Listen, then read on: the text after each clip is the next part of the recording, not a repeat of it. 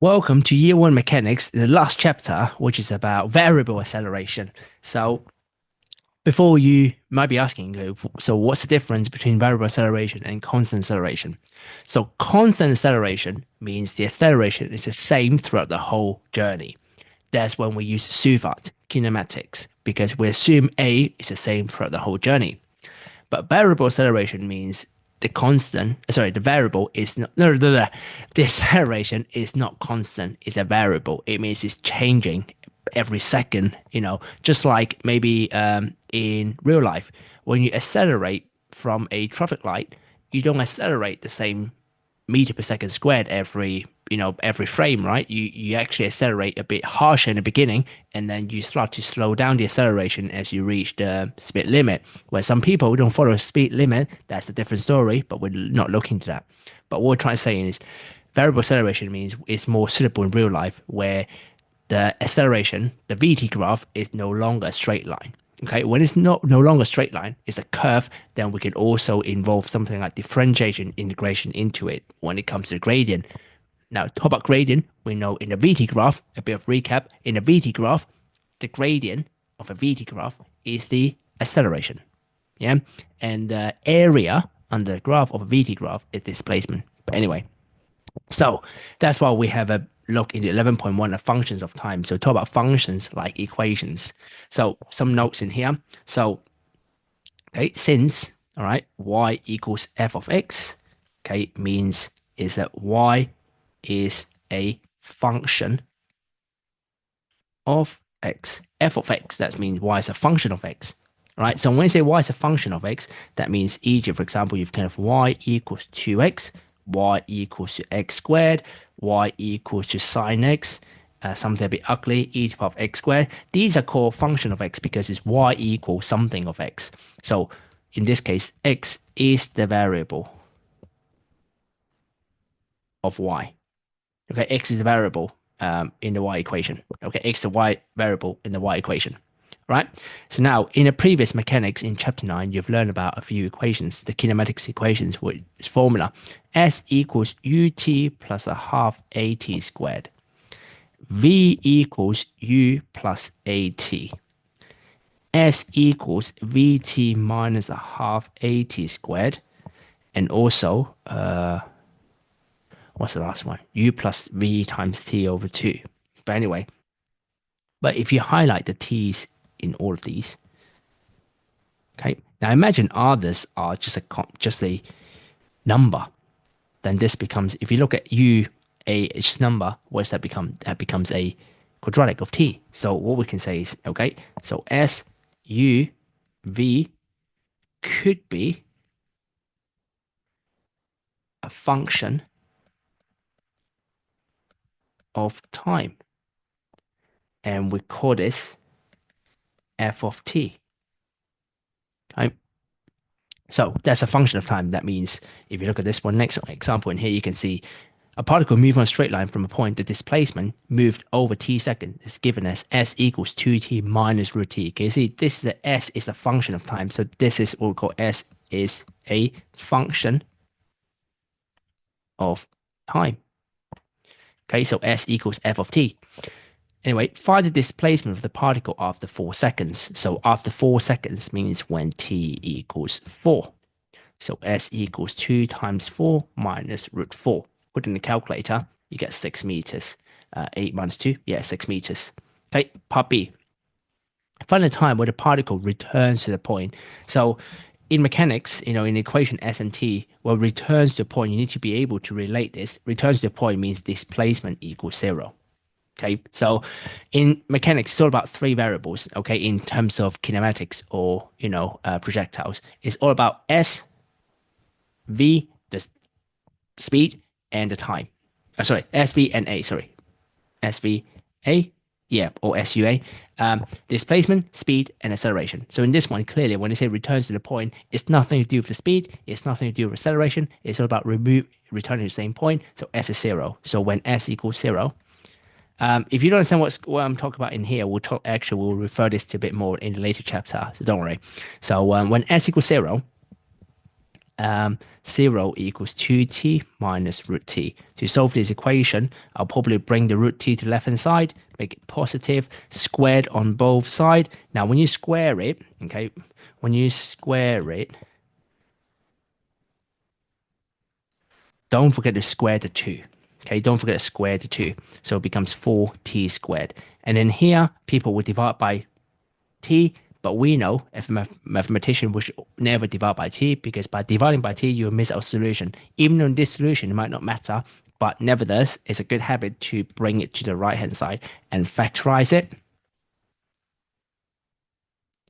And then you get t equals 0, or 4t minus 1 equals 0. So t equals a quarter. Clearly, we want t equals a quarter as the answer, seconds. Okay, so pardon my writing.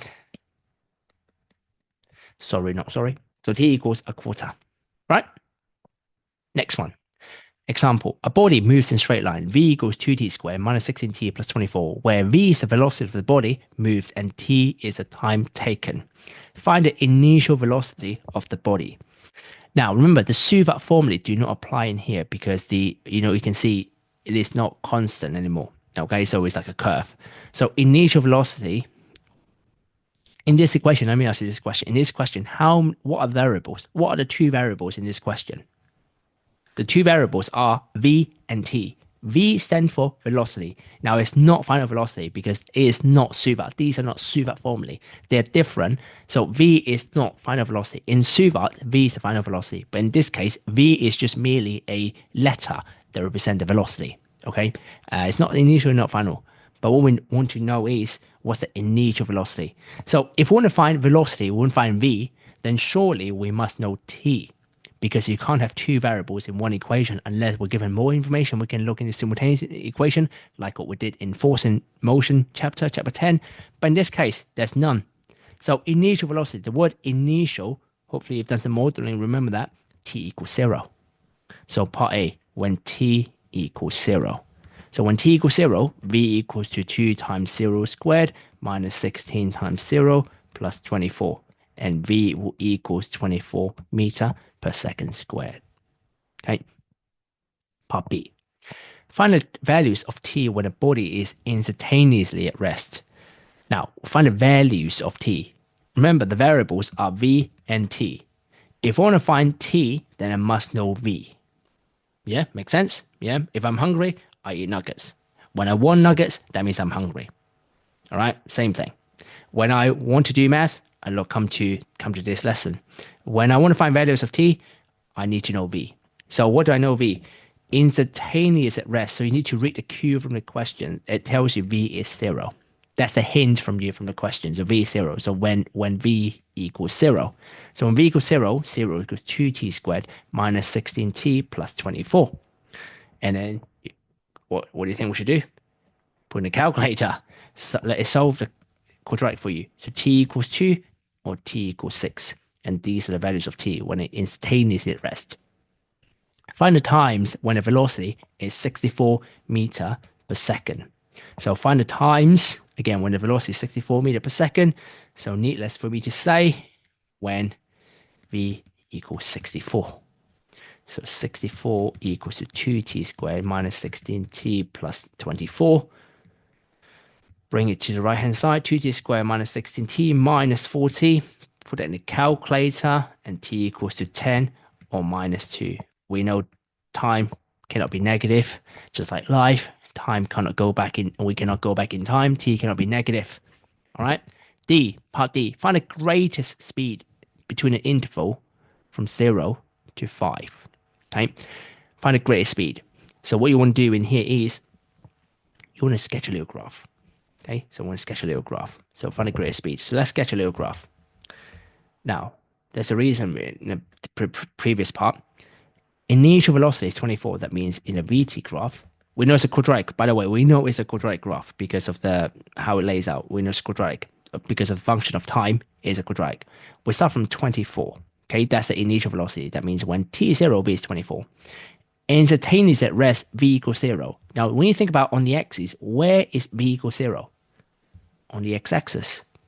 That means v is 0 on the x-axis. That means we cross the graph. Oops, a bit ugly. 2, and 6. That's when it's instantaneous rest. Okay. And when t equals 10, v is 64. We don't care when t is 10, 64. Now the question wants the interval between 0 and 5. So the question wants you to find the greatest speed from 0 to 5 seconds. Okay, to 5 seconds. So in here, the 5 seconds. That's what we're interested in. Okay, so what's the greatest speed?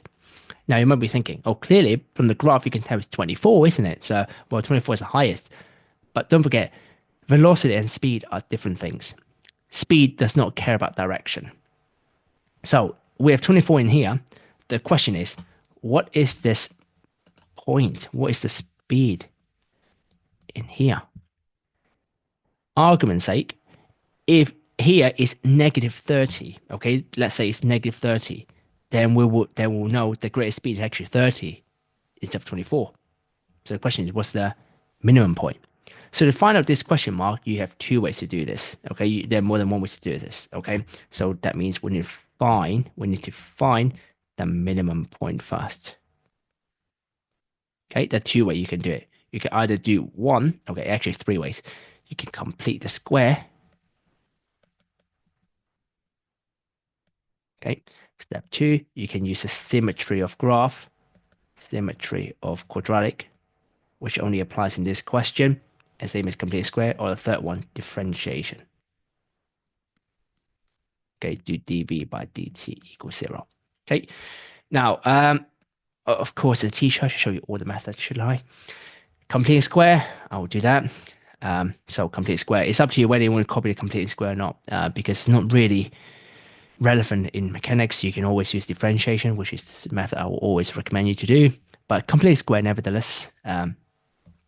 So v equals to, you got factorize 2, t squared minus 8t plus 24. If you want to do it in yourself as well, feel free. You know, a bit of practicing how to complete a square, which you need for the circle topic in pure maths. And then v equals to 2 of t minus 4 squared minus 16 plus 24. So v equals to 2 times t minus 4 squared minus 32 plus 24. So v equals to t minus 2 times t minus 4 squared minus 8. Therefore, the minimum point for the min point is 4 minus 8. Now about the symmetry, okay, of quadratic, we know it's 2, 6, right? That means using symmetry, we know the minimum is at 4. That means when t is 4, okay, we know symmetry, 2 and 6, the middle must be 4. The minimum point must be 4. When t is 4, so v equals to 2 times 4 squared, 2t squared minus 16 times 4 plus 24. When you calculate, I guarantee it must be minus 8. So mean point again is 4 minus 8 again. Differentiation, dv by dt equals 0, which is something I do recommend you to do. So in here, so we know v equals 2t squared minus 16t plus 24. So turning point, derivative equals 0, differentiate. So 4t minus 16 equals 0. Now, why do I suggest differentiation? Because it will also work in cubic equation or some weird equation like the previous, like the previous one. There's a, what's this equation called? I can't remember when you have a square root. There's not quadratic either. So yes, useful. So t equals 4. When t equals 4, you do the same thing. When t equals 4, v equals to minus 8. So you've got the same thing. Therefore, okay, so what do we have? What does that mean? Therefore, the speed in here is minus 4. Minus 4, not minus 4, minus 8. So what's the greatest speed? So after all of that, so what's the greatest speed from 0 to 5 seconds? So the greatest speed is going to be 24. I know it's a long-winded way, so much. So why can't we just say it's 24? If this question 3 marks, you must show the minus 8 in here. Okay, you must show the examiner or whoever you're try to prove, whoever you try to impress, that you know how to find this minus 8, because by the graph, we know that's 24, but we don't know if that's what is number. If this number is minus 50, for example, if this number is minus 50, then the greatest speed will be minus 50, will be 50. So greatest speed will be 50. Okay, minus means just traveling backwards. But anyway, so therefore greatest speed. So therefore, the greatest speed in 0 to t to 5 is 24 meter per second. All right. Now, just one question, okay? Pause video, have a go at the question, okay? When you're ready for the final answer, you can press play.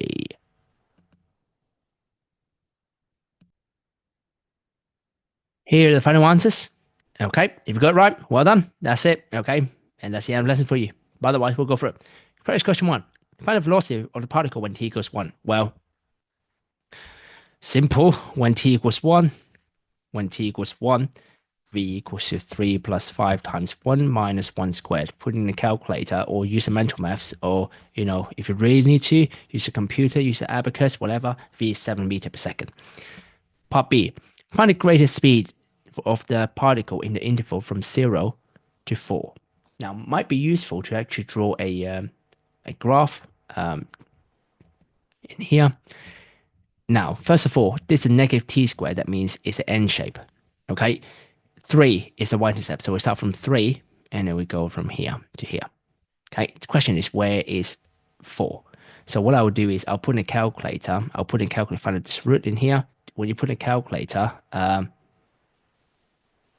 actually, when you put in a calculator, what do you get? So when you put, so minus 153, that's 5.541.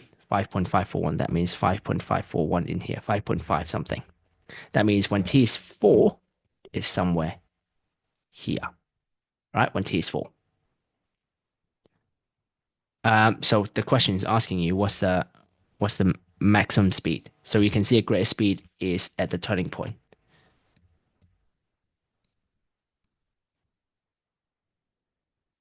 Because anywhere from here to here, the speed is not greater than this turning point. So that's greater speed. So greater speed means dv by dt equals 0. So let's differentiate. Differentiate 3 is gone. Differentiate 5t is 5. So minus 2t equals 0. So bring it over. T equals 2.5. That means this point is when t equals 2.5.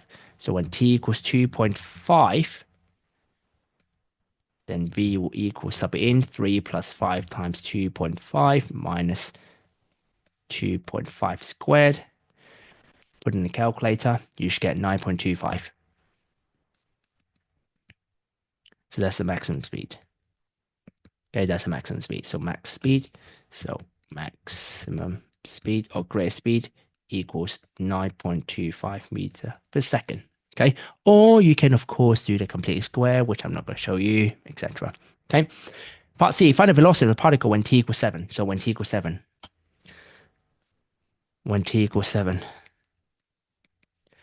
v, put in a calculator. So v sub in 3 plus 5 times 7 minus 7 squared, you get negative 11 meter per second.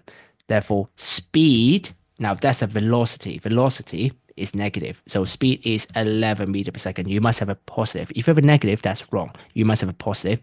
And because of a negative, means we're moving backwards. Yeah, I think that's it. Okay, that's the end of chapter 11.1.